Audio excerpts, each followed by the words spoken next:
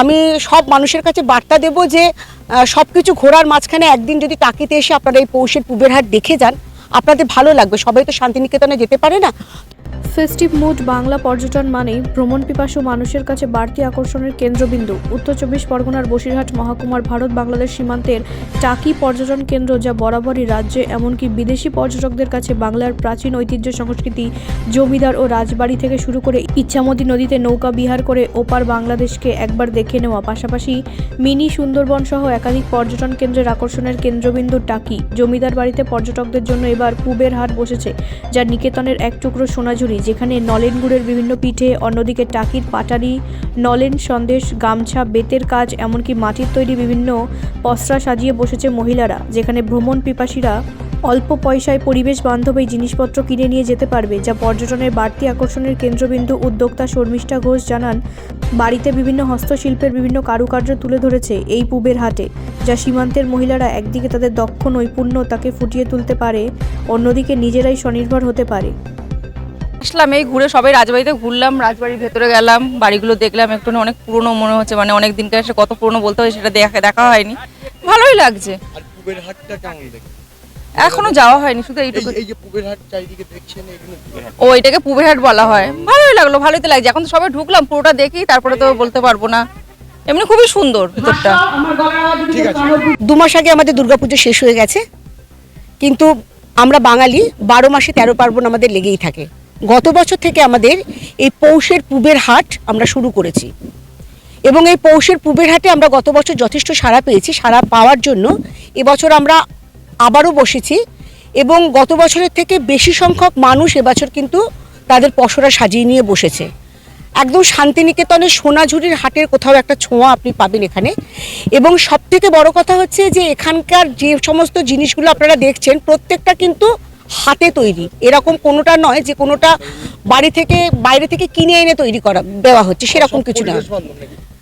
হ্যাঁ, এবং সবথেকে বড় কথা হচ্ছে এই যে গুড় দেখছেন, এই যে চকলেট দেখছেন, এই যে আপনি চা দেখছেন, এবং সবটা আপনার সামনে বানিয়ে দিচ্ছে। এবং চকলেট যেগুলো বিক্রি হচ্ছে সেগুলো বা পিঠে টিঠে সমস্ত কিন্তু প্রিজারভেটিভ ছাড়া। এবং যারা জুয়েলারি তৈরি করছে তারাও কিন্তু নিজেদের হাতে তৈরি জুয়েলারি করছে, মানে এরম না যে রেডিমেড কিনে এনে করছে। তার মানে আপনি সোনাঝুরির হাটের কোথাও একটা ছোঁয়া পাচ্ছেন। এবং 25শে ডিসেম্বর থেকে, মানে আজকে থেকে 1 জানুয়ারি অবধি চলবে আমাদের এই মেলাটা। এবং তারপরে প্রত্যেক শনি রবি এবং ছুটির দিনগুলোতে আমরা এখানে থাকবো।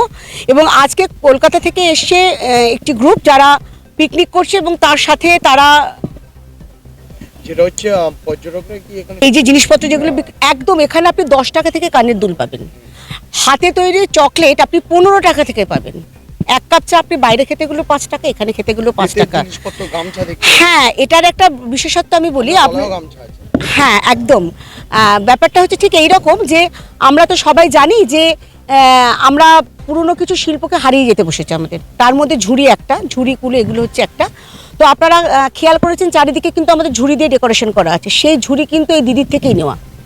হ্যাঁ, এবং সেই ঝুড়ি ওই দিদির থেকেই নেওয়া। এবং দিদিকে গত বছর এসে আমাকে অনেকে বলেছেন যে এই ঝুড়ি আমরা কিনতে চাই, কি করে পাবো। তো সেই জন্য আমরা ঝুড়ি দিদিকেও বসিয়েছি, তারও পসরা সাজিয়ে নিয়ে। এবং এখানে যা দেখছেন প্রত্যেকটা জিনিস গামছা, দেখুন টাকির গামছা তো বিখ্যাত, এটার তো কোনো বিকল্প হয় না। আর আজকে আমার গলায় দেখছেন কসবা নবদিগন্তের গোধূলি, এটা আমার নিজের গ্রুপ। আজকে ওরা পিকনিক করতে এসছে, এখানে একটা ছোট্ট অনুষ্ঠানের মধ্যে দিয়ে আমরা পুবের হাটের সূচনা করেছি। তো আমি সব মানুষের কাছে বার্তা দেব যে সব কিছু ঘোরার মাঝখানে একদিন যদি টাকিতে এসে আপনারা এই পৌষের পুবের হাট দেখে যান, আপনাদের ভালো লাগবে। সবাই তো শান্তিনিকেতনে যেতে পারে না, তো শান্তিনিকেতনে যেতে না পারার জন্য মানুষের ওই একটা আফসোস থেকে যায় যে শান্তিনিকেতন অনেকটা দূর। কিন্তু পৌষের পুবের হাটে আসলে আপনি সেই গন্ধটা পাবেন, সেই মাটির সোঁদা গন্ধটা আপনি পাবেন। এবং সঙ্গে ঠাকুর দালানে মা সারা বছর অধিষ্ঠান করেন, এটাও কিন্তু একটা পর্যটকদের বড় পাওনা। পরবর্তীকালে আমি যখন প্রথম শুরু করেছিলাম তখন 2 জনকে দিয়ে শুরু করেছিলাম। আজকে সেখানে দেখতে পাচ্ছেন অনেক মানুষ এখানে যোগ দিয়েছে। আগামী দিনে আরও মানুষ আসবে এবং আরও মানুষ যোগ দেবে, এটা আমাদের বিশ্বাস। এবং সবথেকে বড় কথা হচ্ছে যে স্থানীয় মহিলারা অবসর সময়টা বসে কাটাতো বাড়িতে, সেটা না করে তারা নিজেরাও আর্থিকভাবে স্বনির্ভর হওয়ার জন্য এখানে এসেছেন। এবং একটা কথা বলতে দ্বিধা নেই যে স্থানীয় প্রশাসন এবং আমাদের চেয়ারম্যান, ভাইস চেয়ারম্যান, আমাদের যে স্থানীয় কাউন্সিলর রয়েছেন, তারা যদি সহযোগিতার হাত না বাড়িয়ে দিত তাহলে পুবের হাট করা কখনোই আমাদের পক্ষে সম্ভব হতো না। ব্যুরো রিপোর্ট, রাষ্ট্রীয় প্রসার বাংলা।